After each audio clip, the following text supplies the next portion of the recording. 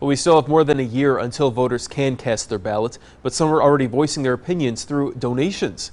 Iowa donors' top picks are Senator Bernie Sanders and Mayor Pete Buttigieg. Both racked up about $54,000 in the state.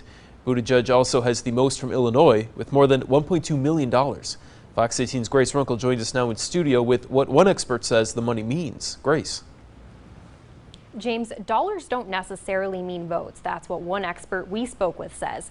But it is a good indicator of support, and at this point in the election, that can be critical. Iowans have already donated more than $244,000 to Democratic presidential campaigns.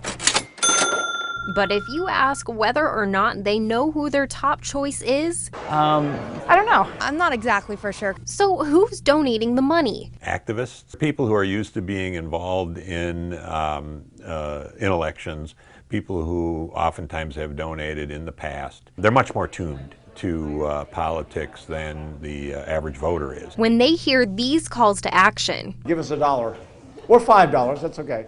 Dennell says activists are the ones who open up their wallets. It's more widespread earlier in the cycle nowadays because of the internet. Please go to CoryBooker.com, KamalaHarris.org, Yang2020.com, MichaelBennett.com. Go to KirstenGillibrand.com so I can make the next debate stage. Most voters don't do that. Most voters just show up at the polls and cast a vote, or even show up at caucus and cast their vote. The money may not say how people are going to vote, but it does show which candidate has the biggest volunteer base ready to help persuade voters. We're trying to guess how the field is going to be narrowed because there are so many. The big question is someone else going to emerge from this mass of candidates? And fundraising is one clue.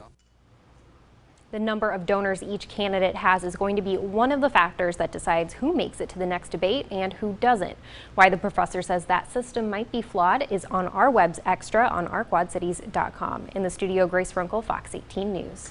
Grace, thank you.